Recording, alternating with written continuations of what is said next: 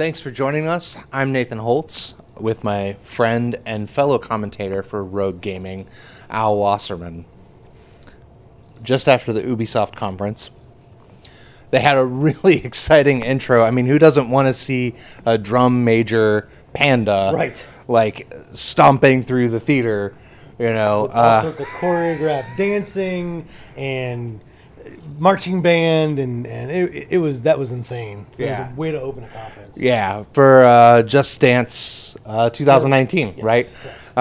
So that should be exciting for all those that love the Just Dance franchise. I think they did something similar last year from what I remember. But then Beyond Good and Evil 2. The cinematics were over the top, you know, the classic space opera genre, yes, right? Yes. The Nemesis Jade back, co-op gameplay, ground to vehicle to space fighting. I guess the vehicle is kind of like air, you know, like flying around in a smaller vehicle or whatever on a planet. And it seemed like all of that was just seamless.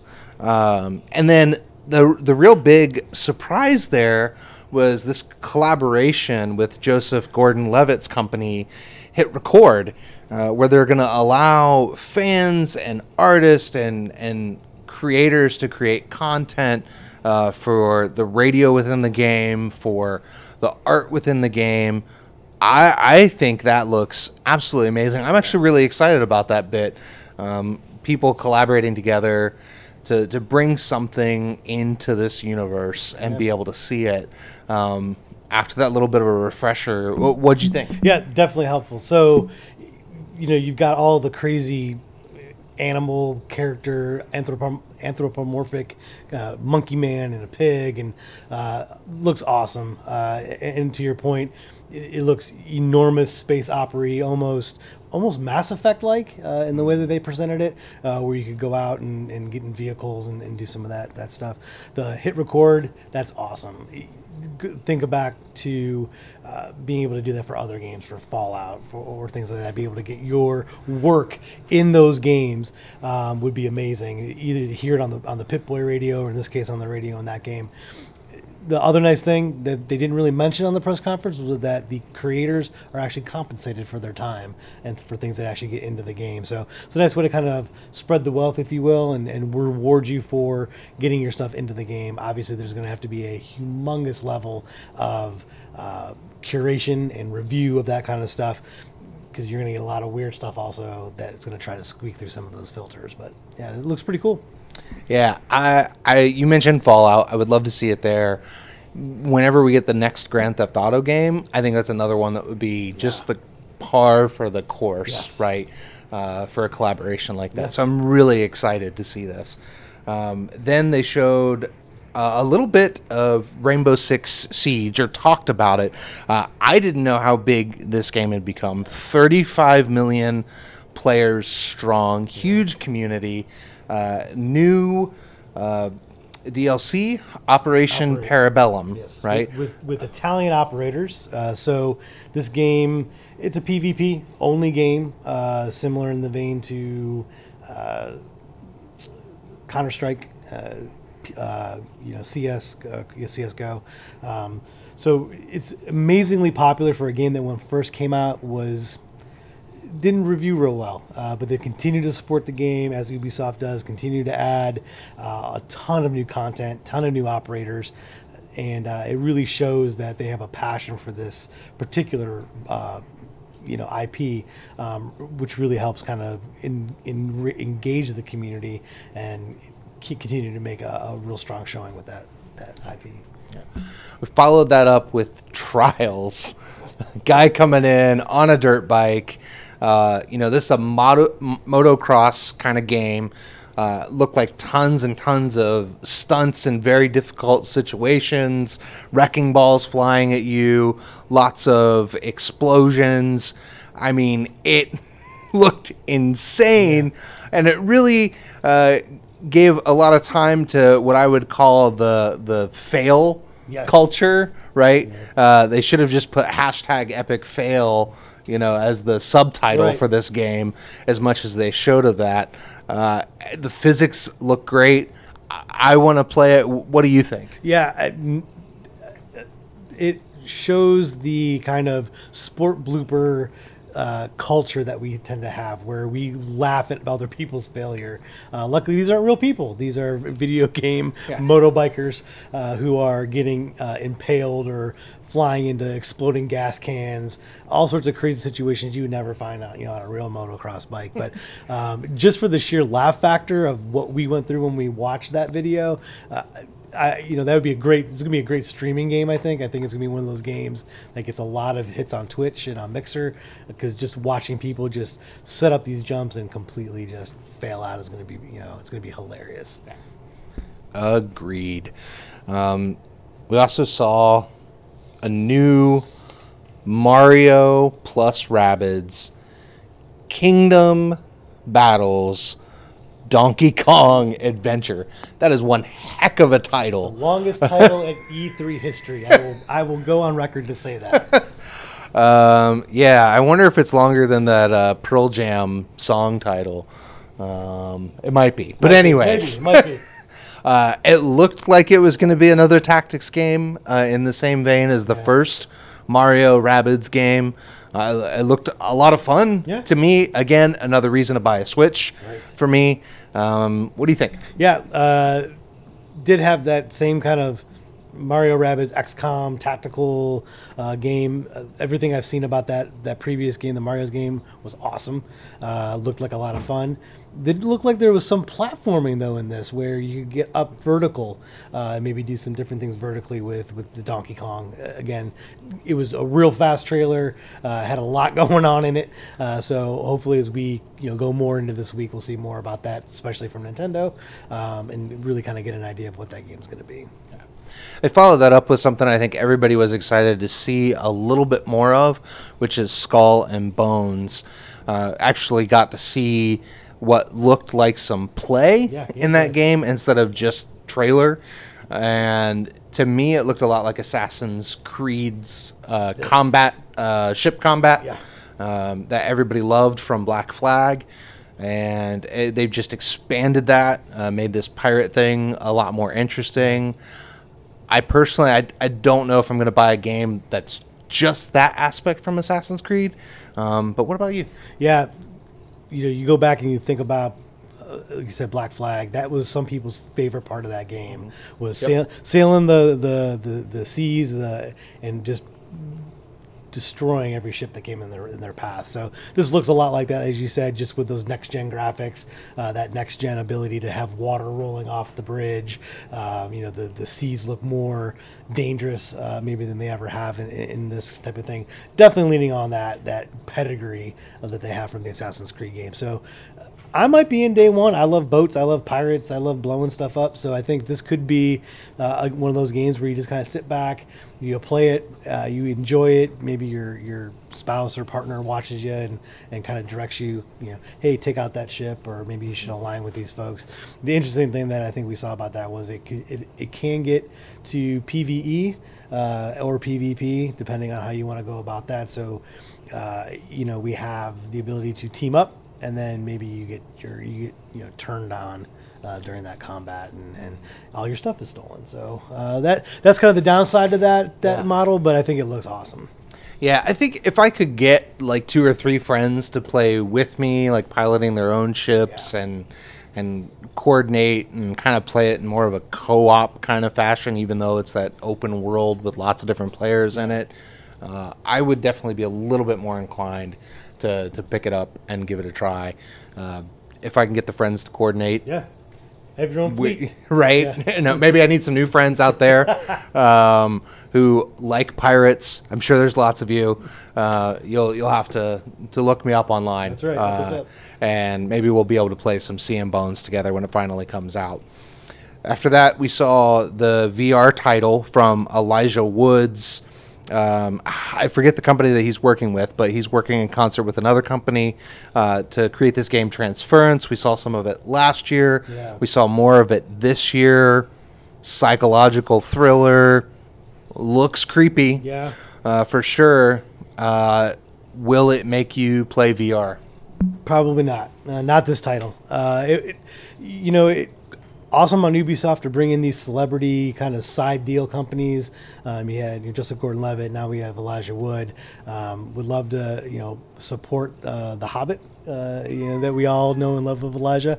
But it's one of those things where it looks interesting, but it's not enough for me to go invest in that VR technology. The gameplay was cool. It was spooky, but then there was this whole, I felt like father experimenting on their son thing and being kind of a new dad. That's a tough hurdle for me.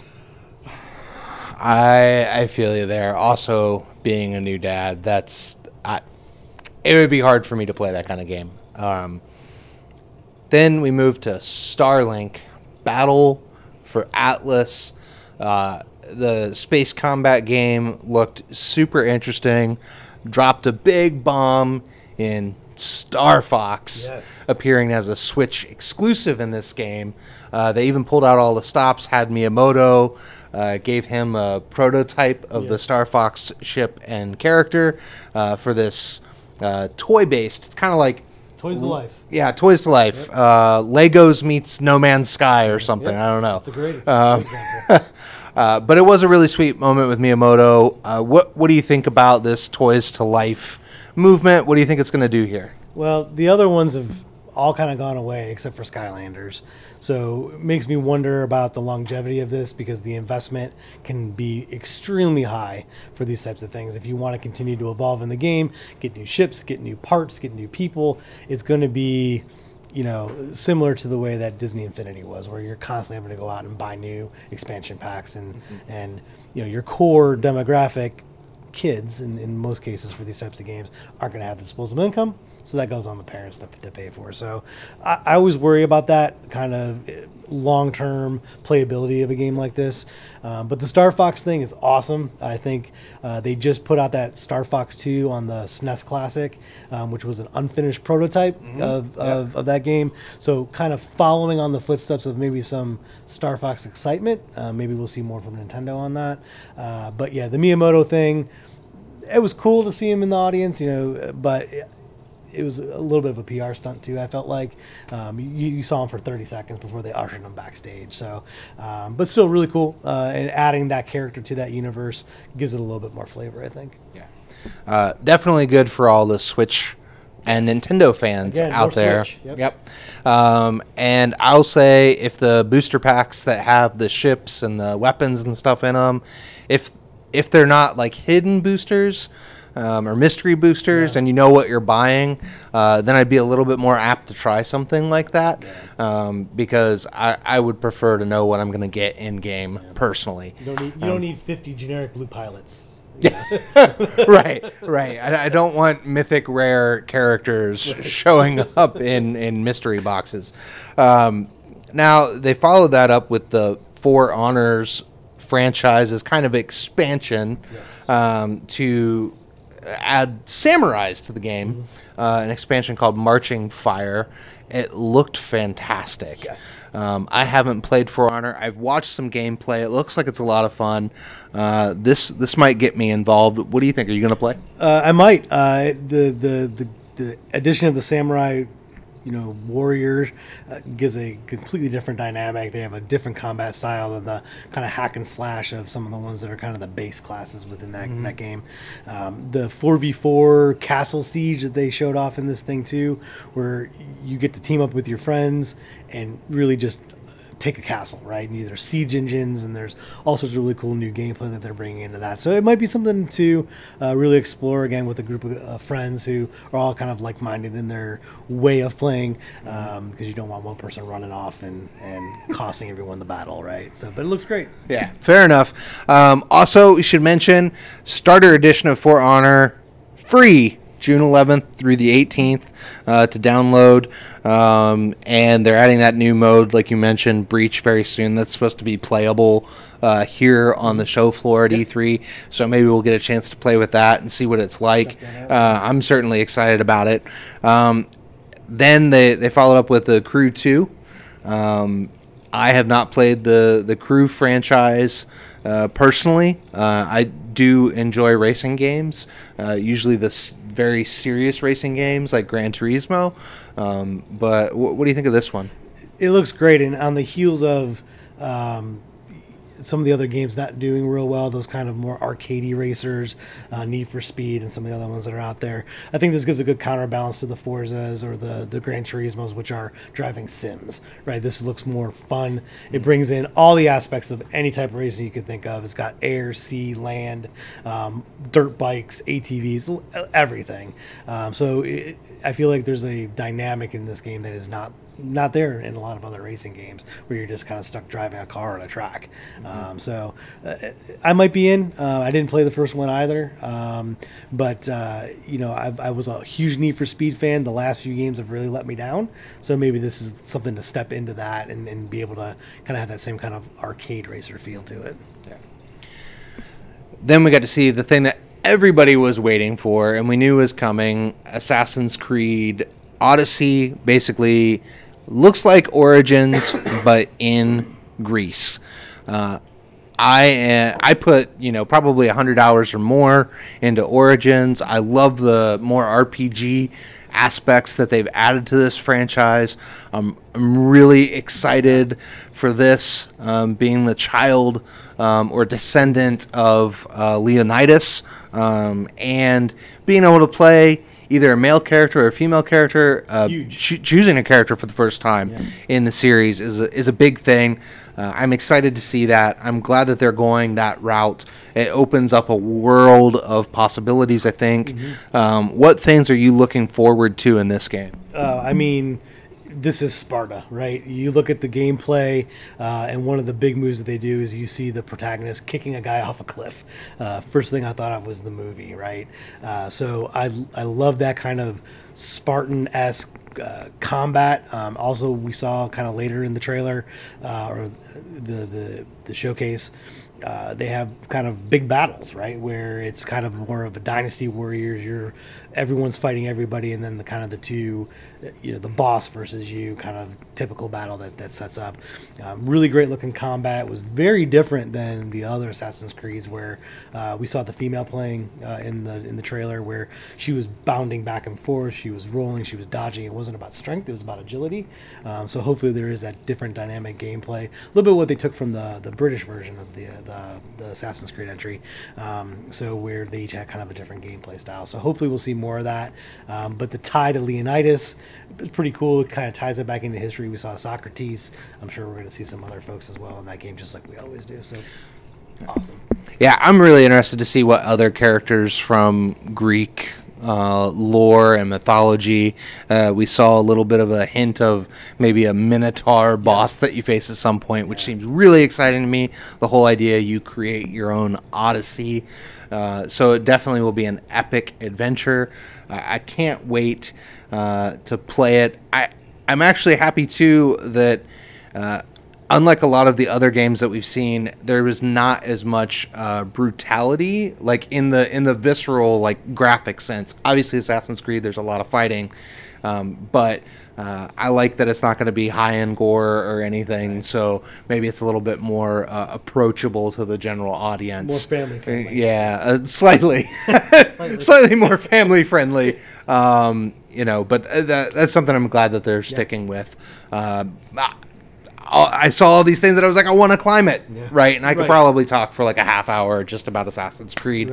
But that was how they ended the show. I thought it was a great way for them to end the conference that way. And of course, that was how they were going to end it, right? That's really their marquee product right now. So, and again, we skipped a year. 2 years ago, we had Origins, and now we have Odyssey. So it looks like maybe they're back on that every year production schedule, which means more Assassin's Creed to come. So hopefully it'll keep up that kind of high quality product. Yeah, I mean, they mentioned that they've been working on this game for a while too, so I think maybe they have a plan for the franchise that's going to go a lot of interesting directions. So anyways, we really appreciate you joining us, Rogue Gaming, here at E3. We're going to have tons of content.